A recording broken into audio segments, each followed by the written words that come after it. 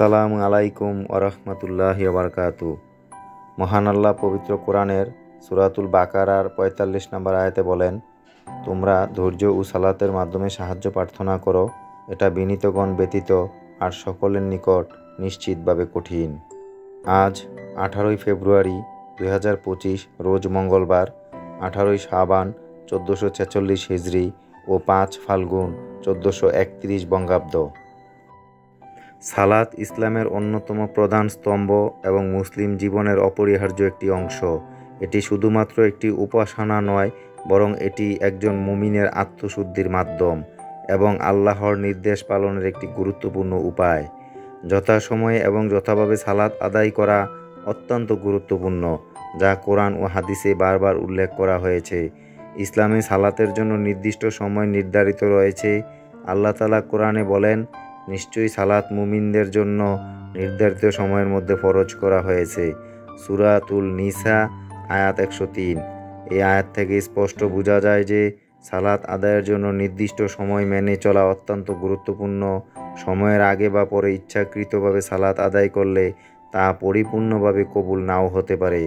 রাসূলুল্লাহ সাল্লাল্লাহু আলাইহি সাল্লাম বলেন, আমার উম্মতের সালাতের সর্বোত্তম সময় হলো তারা যখন সালাতের নির্ধারিত সময়েই তা আদায় করে। তিরমিজি হাদিস 170।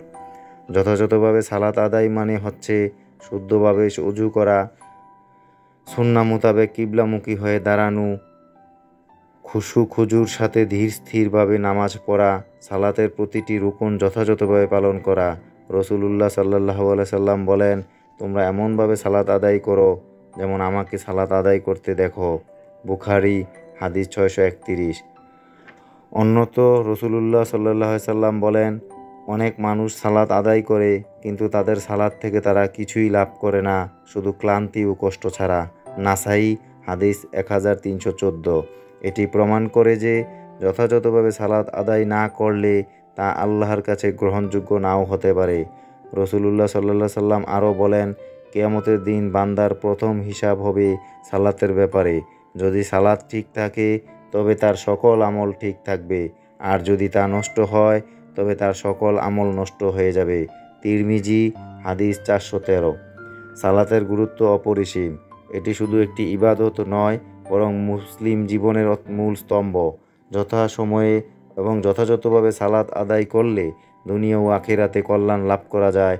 তাই আসুন আমরা সালাতের প্রতি যত্নবান হই, নির্ধারিত সময়ে এবং খুজুর সাথে সালাত আদায় করি, যেন আমরা আল্লাহর সন্তুষ্টি অর্জন করতে পারি। আল্লাহ আপনি আমাদের সবাইকে সালাত আদায় করার, যথাযথভাবে আদায় করার তৌফিক দান করুন। আমিন, আমিন, আমিন।